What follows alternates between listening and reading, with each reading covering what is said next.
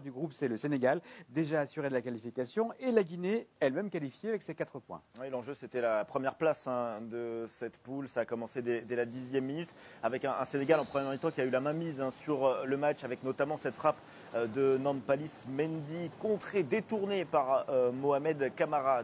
Seconde période, la 56e minute. Regardez Sadio Mané qui est lancé, qui a le but vide, mais finalement qui ne trouve pas le cadre à cet instant. D'ailleurs, Alain Traoré se met les mains sur la tête. Mais on joue la deuxième mi-temps.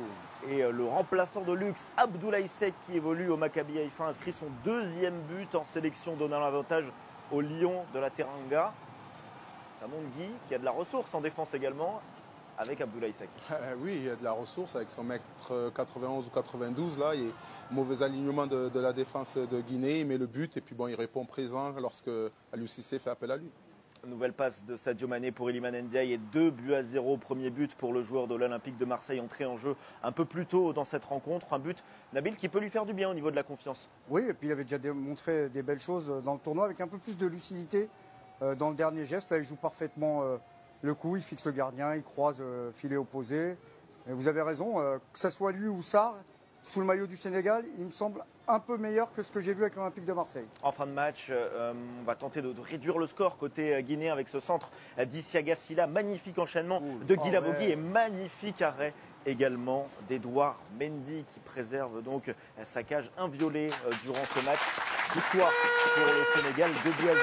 3 victoires en 3 matchs. La seule équipe dans ce cas depuis le début de la compétition. Première défaite en revanche pour la Guinée de Kaba Diawara. Effectivement, à part cette dernière occasion, c'est une victoire sans trembler pour le Sénégal qui dégage une force tranquille assez impressionnante. Ben ouais, le Sénégal, aujourd'hui, je me dis ils peuvent aligner des équipes qui peuvent jouer la demi-finale de la CAN.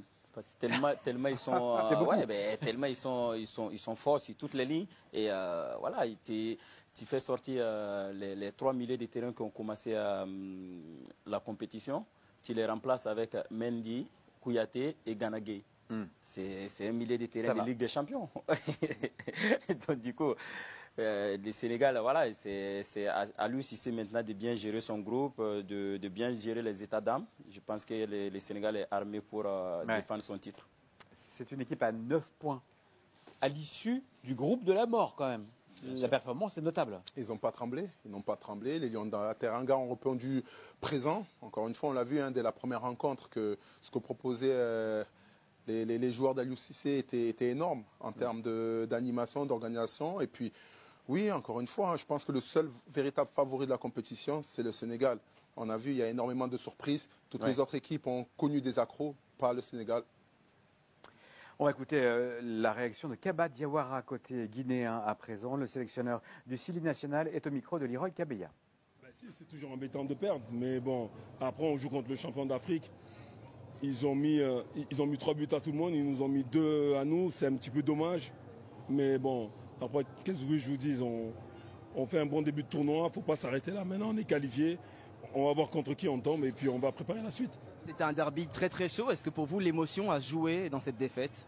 Les joueurs, ils étaient chauds, mais après, c'était à nous, coach, de gérer un petit peu. Après, c'est un petit peu monté, c'est normal, comme dans tout derby. Après, maintenant, non, l'émotion, elle était normale. Après, on aurait voulu gagner, mais bon, c'est la vie. Et c'est la vie, bien sûr, cher Kaba, mais on vous attend bien sûr au tour suivant. Et on récapitule ce groupe de la mort. Le Sénégal, donc, vous l'avez dit, 3 victoires en 3 matchs, 9 points qualifiés, donc premier de cette poule C. C'est le Cameroun, donc, qui se retrouve deuxième à la différence de but marqué, pas le goal average, mais bien la différence de but marqué devant la Guinée, qui est également qualifiée parmi les meilleurs troisièmes. Et le casting des huitièmes de finale commence à se préciser. En voici l'arborescence où l'on va retrouver les équipes qui ont fini aux première et deuxième place des groupes A, B, C et D. Je vous disais qu'il n'y avait qu'un seul huitième de finale connu, mais maintenant ça s'est précisé, bien sûr, avec la fin des matchs de 20h. Nigeria, Cameroun, donc à la gauche de votre écran, et puis Cap-Vert, Mauritanie. Voilà un huitième incroyablement surprenant avant le début de cette compétition. Guinée équatoriale face à la Guinée. Voilà encore le choc des Guinées. Et puis c'est tout. On en a trois huitièmes de finale. Vous, Alain, avec le Burkina Faso, vous jouerez le premier du groupe E qui jouera demain. On en parlera tout à l'heure. On verra. Inch'Allah. En tout cas, il faudra voilà, définir qui sera aussi meilleur troisième. Le suspense reste entier à l'heure où l'on parle. Oui, complètement, hein, pour le pays organisateur, notamment la Côte d'Ivoire qui figure à la 3e place. À noter que certaines équipes ont 3 matchs, d'autres 2. La Namibie et la Zambie qui sont 3e de leur poule actuellement. La Guinée, on le rappelle, est d'ores et déjà qualifiée, tout comme la Mauritanie. Il y a un suspense derrière entre la Côte d'Ivoire, la Namibie, la Zambie. Pour le Ghana, en revanche, c'est d'ores et déjà terminé. Le Ghana qui est éliminé. À noter que les équipes à 4 points qu'on n'a pas vu dans le tableau, comme le Mali et le Maroc, sont d'ores et déjà qualifiés, mais on n'a pas encore leur place.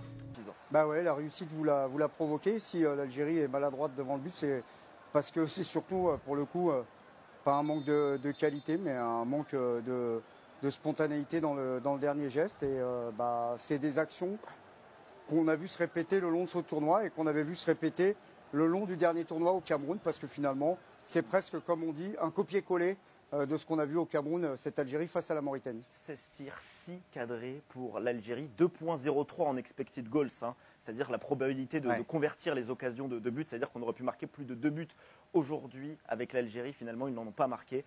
Et l'élimination, donc, puisque la Mauritanie s'impose 1-0 et se qualifie pour les 8e de finale. C'est ça, il y a 2 infos incroyables dans ce que vous venez de dire, dans votre dernière phrase. L'élimination de l'Algérie, on y reviendra dans un instant, mais j'ai envie de donner la primauté, évidemment, à ce que des Mourabitoun. On attaque maintenant le dossier des Fenech, dont la fébrilité défensive était patente ce soir. Oui, 17 tirs pour la Mauritanie. 17 tirs plus que l'Algérie dans ce match et 7 cadrés pour les Mourabitoun. On rappelle, les Algériens sont désormais à 6 matchs de suite sans victoire dans cette phase finale de Cannes.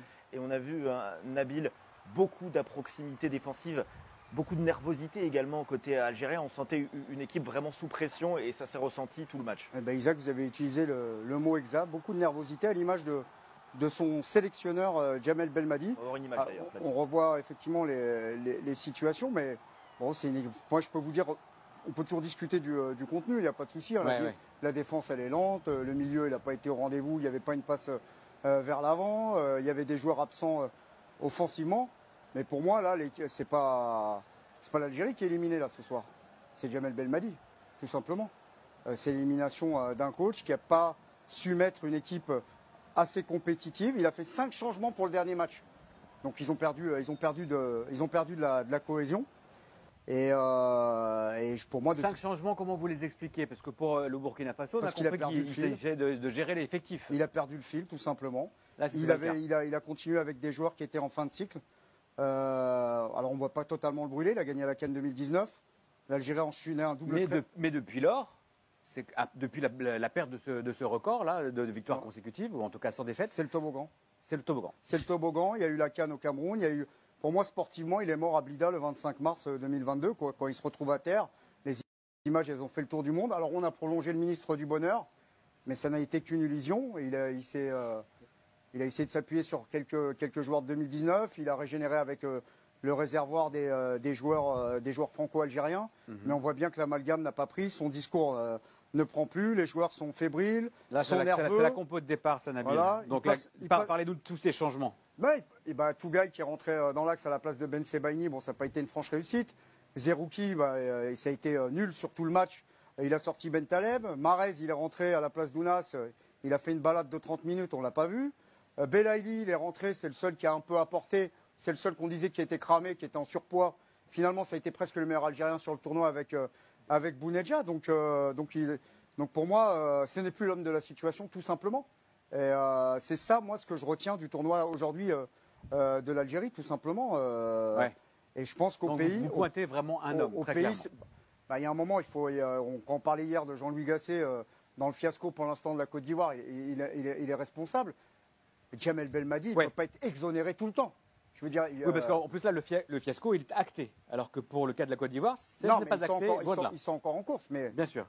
Après, je sais que tirer sur les entraîneurs, c'est facile. Ouais. Mais là, c'est quand même le fruit de son travail. C'est ses choix. C'est une équipe qui est dysfonctionnelle. C'est une star qui n'a pas été au rendez-vous. Voilà, justement, il y a peut-être une autre star qu'on peut pointer du doigt. Il s'agit de Riyad Mahrez, dont l'entrée n'a pas eu d'effet. Exactement, il est rentré à la place d'Oussem Aouar en début de deuxième période. Il avait d'ailleurs dit avant le match, je vais marquer au prochain match. Il était donc attendu au tournant au moment de son entrée. On pouvait se dire c'est peut-être le moment justement de briller dans cette compétition et de sauver sa nation.